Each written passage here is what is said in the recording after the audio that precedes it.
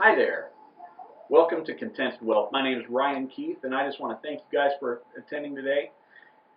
Today we're talking about one of my most favorite topics, and that's the B word. The B word will help you when it comes to living paycheck to paycheck. The B word is going to help you not only figure out how to spend all your money, but to save it as well. It is one of the most neglected tips when it comes to financial education in our schools today, and I want to help you recover and dominate your finances so that you can live in a way that no one else lives and give as a way that no one else gives. All right, let me tell you a funny story. Two sisters were sitting together at a table, and they lived paycheck to paycheck. While at the table one morning reading the mail, one sister says to the other one, "Good news, sister! It looks like they're willing to forget this bill. It says it's the final notice." How many of us have been there where we've seen final notice bills come in? They're not very fun to receive, not very exciting to get.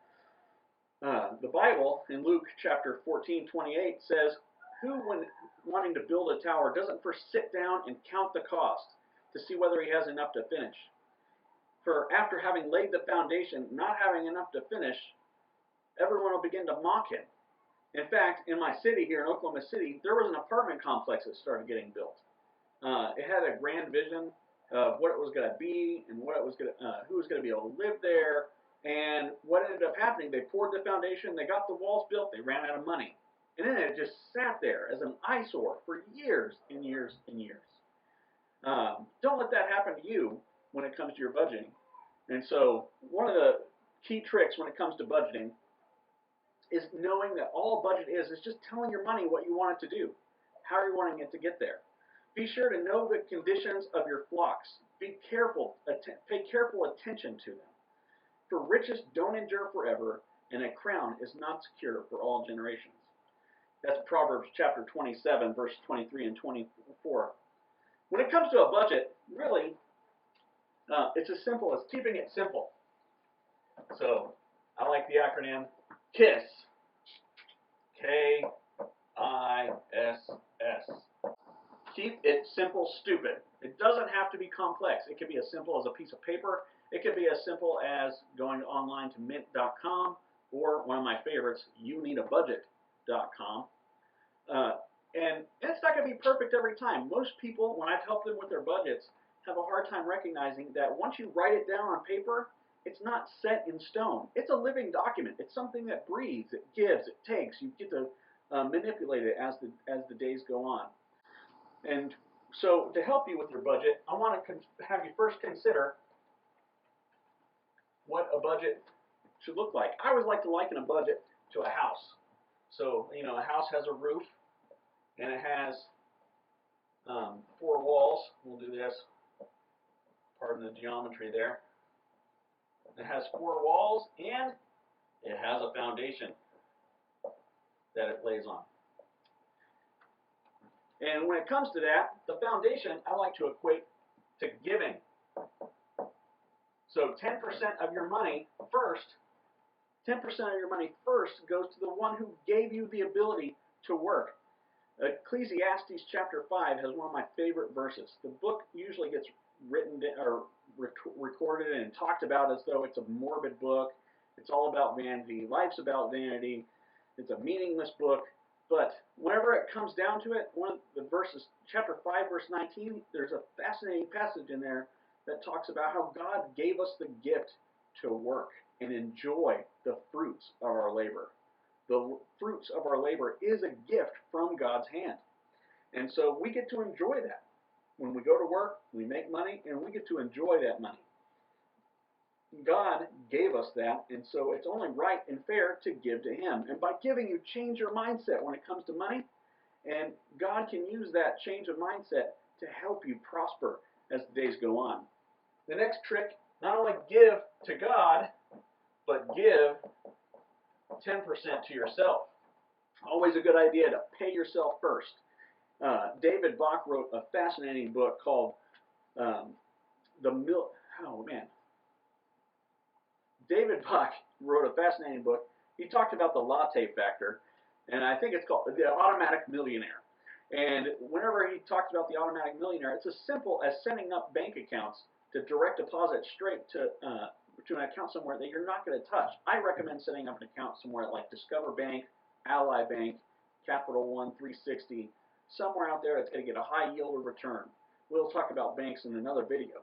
But that's a great way to start. Set up 10% of your money and have it go there. In fact, if you're wanting to know what does 10% of your money look like, it's as simple as this. If your paycheck is $900, all you got to do is set aside $90. And there you go. One and done. You just set that up to go automatically to your church.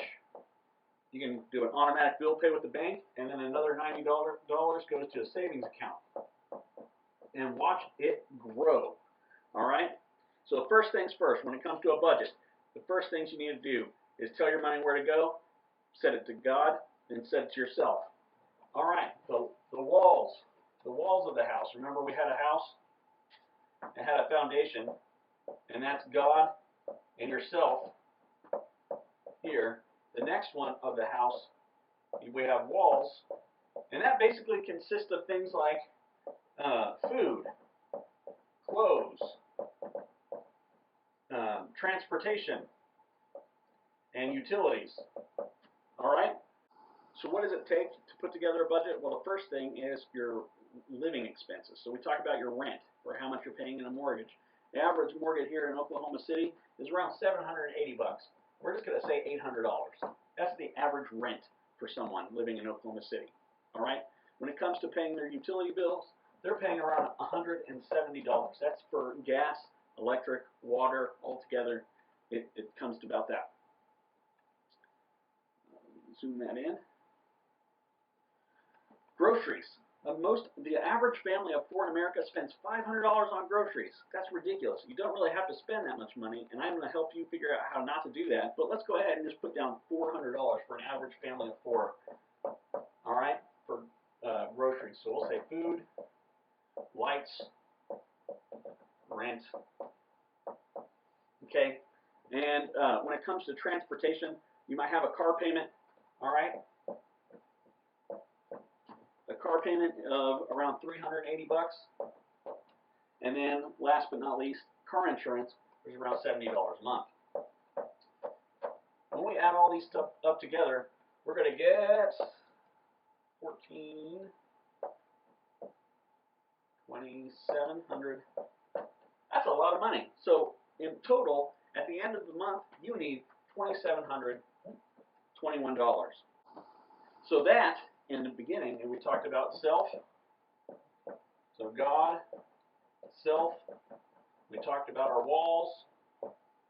And then last is our house. So the house, that's where we're going to have, if you had any money left over, you can put some money towards retirement. And fun money. You got to have some fun money because, honestly, it's fun to go out to eat sometimes. And so I have some other tips and tricks in future videos. We'll talk about how to have some fun money in very inexpensive ways. But when it comes to putting together a budget, that's the simplest way to go. I want to remind you to hit the like button if you like this video and want to see more content like this, as well as subscribe to my channel so that way you're aware of all the new, latest, and greatest videos that are coming out. I'd love to be able to help you with your finances as well. So if you're interested in having just a one-on-one conversation to talk about it, you can email me at contentedwealth@gmail.com. I'll follow up with you, and we can set up a Skype appointment so I can sit down with you, and we can go over your finances, put together a plan for your personal journey. I'm not a certified financial planner. I am just someone who enjoys finances, loves helping people out, so I cannot offer legal or tax advice, but I can definitely point you in a good direction. Have a great day.